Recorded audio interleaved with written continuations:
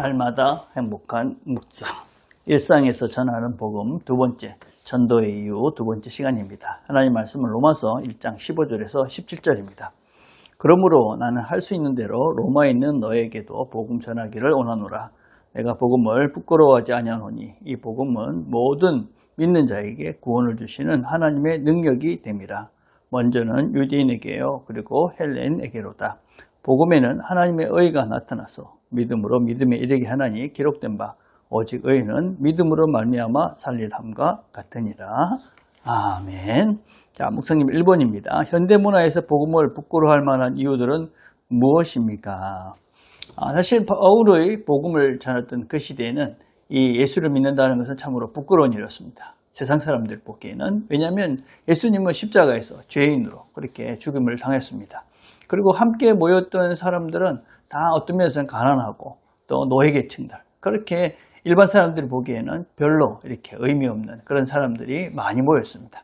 또 무엇보다도 그 당시에 이 그리스도인들은 유대인들로부터는 추방을 당했고 또 로마로부터는 박해를 받았습니다. 많은 사람들로 하여금 참 괜찮은 종교다 라기보다는 참 힘이 없고 연약하고 참 부족한 종교다, 그렇게 인식되고 있던 것이 바로 기독교였습니다. 그럼에도 불구하고 바울은 복음을 부끄러워하지 않는다, 그렇게 이야기하고 있지요. 이 시대도 마찬가지입니다. 이 시대 우리가 기독교를 이야기할 때 무엇보다도 이 세대는 지금 주관적이고 상대주의적인 그런 시대입니다. 모든 것이 다 맞다, 너가 맞다, 그런 시대인데 우리는 절대 진리를 믿습니다. 그래서 세상 사람들 보기에는 참 편협하고 또 폐쇄적인 그런 종교같이 보인다, 이렇게 얘기를 합니다. 또 지금은 이성과 과학이 발달해서 이성과 과학으로 증명되지 않는 것은 믿을 수 없는 미신과 같은 것이다, 그렇게 생각을 합니다. 그러나 우리는 그거 넘어가 있다라고 믿기에 우리가 이런 이성과 과학, 그것보다는 하나님의 말씀을 더 믿습니다. 또 세상은 더 높아지고 더 많이 가지라, 그렇게 우리에게 권하죠. 그렇지만 우리는 더 낮아지고 더 겸손해지고 나누고 베풀며 살아가라, 그렇게 이야기를 하고 있습니다. 세상 사람과 아주 다른 것이죠. 거기다가 기독교에 대한, 기독교가 그동안 저질렀던 많은 잘못된, 교회가 참 부족한 모습들 때문에 세상 사람들로부터 손가락질을 당하는 많은 참 잘못된 그런 것들 때문에 여전히 복음은 참 부끄러울 수밖에 없는 그런 것이 지금 우리가 전해 있는 현재의 그런 복음의 실제가 아닌가, 기독교의 실제가 아닌가, 그렇게 생각을 합니다. 우리가 지금 처해 있는 현실이 그렇다. 자, 2번입니다. 복음이 하나님의 능력이라는 사실이 복음을 전하는 어떤 힘이 됩니까? 바울은 복음을 하나님의 능력이다, 그렇게 이야기합니다. 여기서 능력이라는 것은 단순한 설득력이나 감정, 그런 차원의 말이 아닙니다. 사람을 새롭게 변화시킬 수 있는 힘을 말합니다. 복음은 사람을 살리는 것입니다.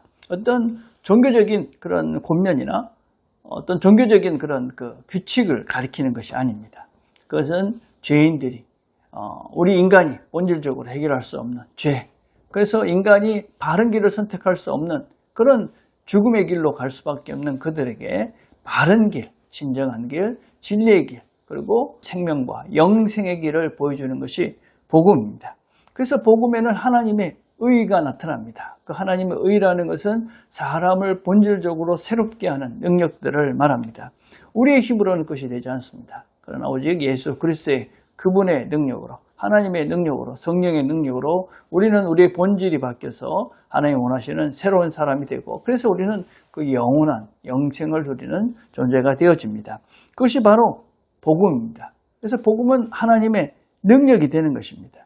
그 능력은 모두에게 나타나는 것입니다. 유대인이나 헬라인이나 예수를 어떤 면에서 박해하는 사람들이나 또 예수를 또 추방하는 거절하는 사람들, 그 모든 사람들에게 이 하나님의 의가 나타났습니다. 그리고 그것을 받아들이는 자들에게는 하나님의 의가 능력이 돼서 그들에게 새로운 존재로 새로운 삶을 살 수 있도록 이끌어 갑니다. 그래서 복음은 우리의 말솜씨, 또 우리가 어떤 면에서는 가지고 있는 어떤 무엇, 그것으로 되는 것이 아닙니다. 복음은 복음 자체가 능력입니다. 그래서 우리는 단지 하나님이 쓰는 도구일 뿐입니다. 그래서 우리가 복음을 전할 때 내 때문에, 내가 어떤 형편 때문에 주저할 필요도 없고 그것 때문에 우리가 망설일 필요도 없습니다. 그들이 세상에서 어떻게 교회를 어떻게 보는지도 상관할 필요가 없습니다. 하나님의 복음은 능력이 있기에 우리가 복음을 바르게 증거하면 하나님께서 역사하셔서 그 사람을 새롭게 만들어 가십니다. 그것이 바로 복음의 능력이다라고 할 수가 있습니다. 자, 3번입니다. 바울은 지금 복음을 위해서 무엇을 하고 있습니까? 내가 지금 복음을 위해서 해야 하는 일은 무엇입니까? 바울은 복음을 전하는데 전 생애를 바쳐서 그 복음을 전하는데 최선을 다하고 있습니다. 로마에도 복음을 전하겠다. 그는 정말 땅끝이라고 할 수 있는 스페인까지 가서 복음을 전하면서 어떤 면에서는 복음이 필요한 모든 곳에 예수를 모르는 곳 사람들에게 모두에게 가서 복음을 전했습니다. 새로운 지역으로 갔고 또 핍박을 감수했습니다. 그가 당했던 고난들이 얼마나 심한지 우리는 잘 알고 있습니다. 복음을 전하기 위해서 기꺼이 고난과 핍박을 감당합니다. 제자들을 양육하기도 합니다. 두라나는 곳에서 3년 동안이나 꾸준하게 복음을 가리키면서 제자 삼는 일을 열심히 했습니다. 그게 바울의 삶이었습니다. 어떤 면에서 크리스찬들이 이 일에 전념할 수 있다면 그것보다 더 큰 그런 영광스러운 일은 없다고 생각합니다. 자, 바울이 지금 이렇게 전하고 있는데 우린 지금 무엇을 하고 있는가? 나는 복음을 전하고자 하는 그런 마음이 있는가? 삶의 어떤 목표가 무엇인가? 그냥 내 편안함과 안락함과 내 문제의 해결에 초점이 있는가? 아니면 정말 복음, 하나님께서 우리에게 맡겨주신 이 복음을 전하고 나누고 또 제자를 삼는 그 일에 내 마음을 전신을 다해서 두고 있는가? 나에게 주신 하나님의 그런 능력들과 재원들과 시간들을 무엇에 쓰고 있는가? 한번 우리가 근본적으로 생각을 해봐야 됩니다. 그리고 나는 복음을 바르게 전할 수 있는 복음을 바르게 알고 있는가? 복음이 많이 왜곡되어져 있습니다. 그래서 예수 믿으면 잘 산다, 잘 먹는다, 편안해진다. 그럴 수도 있겠지만 그것이 아니죠. 복음은 그런 것이 아닙니다. 십자가와 그 다음에 부활과 예수를 따라가는 사랑과 평화와 온유와 겸손과 그리고 내 것들을 기꺼이 희생할 수 있는 그게 바로 예수를 믿는 길인데 우리는 예수를 바르게 전하고 있는가 하는 것도 알고 있어야 되고 또 바른 복음을 알고 있어야지만이 우리가 진리를 담대하게 대범하게 전할 수 있게 되어집니다. 우리가 복음을 전하는 이 일이 하나님께서 우리에게 주신 영광스러운 일임을 우리가 기억하고 복음을 전하는 일에 최선을 다해가는 저와 여러분 되기를 간절히 바라겠습니다. 기도하겠습니다.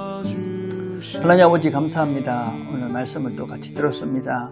바울이 복음을 전하기 위해서 최선을 다했던 모습을 보며 우리를 돌아봅니다. 참으로 부끄럽고 참으로 우리가에게 맡겨진 이 복음을 전하지 못하는 우리의 아쉬운 모습들이 있습니다. 하나님 이제 말씀을 들었사오니 우리가 복음을 전한 일에 최선을 다해가는 우리에게 주어진 것 가지고 하나님의 복음을 전하는 위대한 일에 동참해가는 우리 모두가 되도록 은혜를 베풀어 주시옵소서. 예수님의 이름으로 기도드립니다.